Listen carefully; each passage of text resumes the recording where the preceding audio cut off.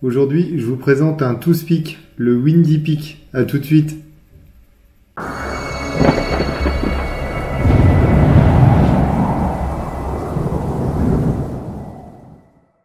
Salut les pilotes, c'est Stéphane, Windy FPV, j'espère que vous allez bien. Alors avant de commencer cette vidéo de présentation du Windy Peak, je voulais vous parler d'un petit groupe que j'ai créé sur Facebook qui s'appelle Banggood France Drone FPV Promo. Alors ce petit groupe vise à vous proposer des petites promotions qui sont dispo sur Banggood. Donc j'essaierai d'en mettre le plus souvent possible. Il y en a déjà qui sont en ligne. Je vous mets le lien dans la description pour vous abonner à ce petit groupe. Et puis, j'espère que ça vous fera plaisir en tout cas de bénéficier de certaines promos sur des produits du FPV. Alors on va tout de suite rentrer dans le vif du sujet et je vais vous présenter ce Windy Peak que j'ai décidé d'assembler moi-même. Bien sûr, tous les composants qui sont installés sur ce drone seront listés dans la description. Alors on va tout de suite commencer par le châssis. Donc le châssis, c'est un châssis de la marque Apex, le APIC 100, donc 100 pour 100 mm, c'est la distance que vous avez entre chaque moteur. Donc c'est un châssis pur X, donc c'est un vrai X. Et puis c'est un châssis que j'ai acheté chez Drone FPV Racer, qui est de bonne qualité. Il fait 2,5 mm d'épaisseur et puis il m'a l'air relativement solide. Il est fourni avec de la visserie en métal que j'ai utilisé. Pour ce qui est de la canopie et de la carte de vol, j'ai utilisé des éléments qui viennent de chez Happy Model, du Selfly. La canopie, j'ai trouvé le fichier en impression 3D et je l'ai réimprimé avec du TPU. Et puis au niveau de la carte de vol, comme je vous disais, c'est une Crazy Bee F4 Pro V2.1 qui vient de chez Happy Model. Alors vous allez peut-être vous dire, mais pourquoi il a pris une carte de chez Happy Model alors que chez Beta FPV, ils en font une qui est beaucoup plus fiable. Pourquoi j'ai pris cette carte de vol? Parce qu'elle est vraiment plug and play. Vous n'avez aucune soudure à faire, vous n'avez juste qu'à brancher vos moteurs, c'est des connecteurs.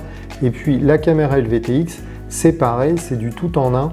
Donc ça se branche, ça se connecte et c'est très rapide.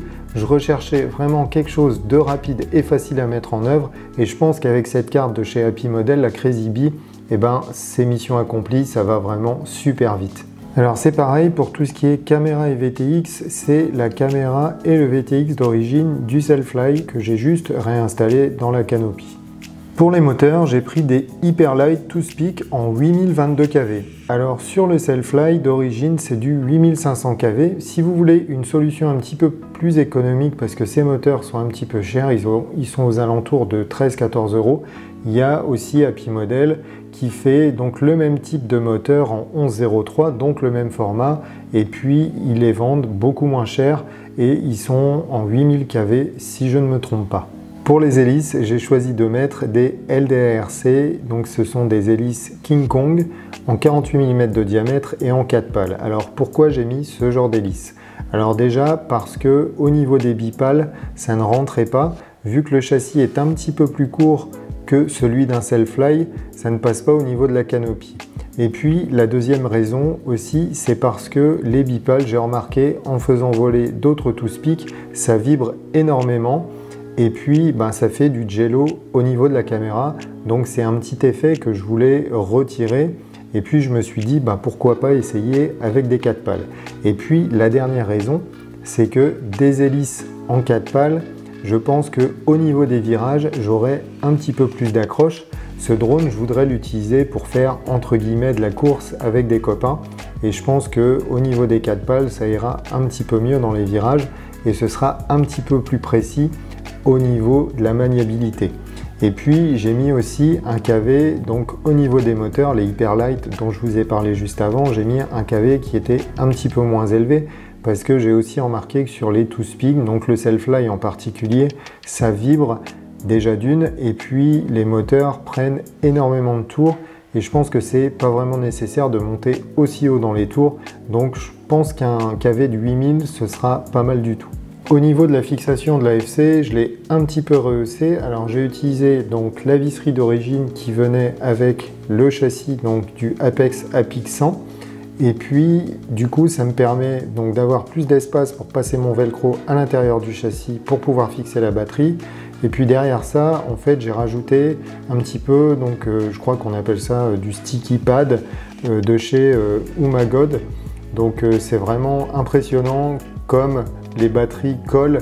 Limite, on n'aurait pas besoin de mettre une velcro, mais bon, je le mets quand même. Mais c'est impressionnant comment la batterie reste collée sur le pad quand on l'installe.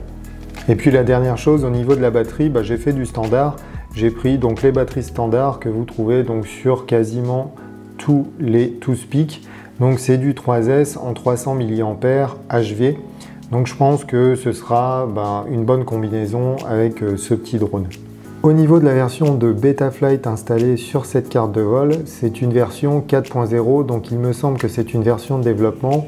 En tout cas, j'ai laissé les PIDs entièrement d'origine et j'ai rentré mes rates. Alors il faudra certainement modifier les PIDs parce qu'on n'est plus du tout dans la même configuration de vol qu'un Sailfly par exemple. Alors voilà, on a fini donc le tour du propriétaire de ce Windy Peak. Me reste plus qu'à faire les essais en vol et puis à vous donner mes petites impressions. Alors la météo, elle est vraiment horrible ces derniers jours. Donc on va faire un essai en intérieur déjà pour avoir les sensations aux manches et puis pour voir un petit peu comment il se comporte. Et puis plus tard, je vous mettrai peut-être des vidéos de vol en extérieur, donc avec ce Windy Peak.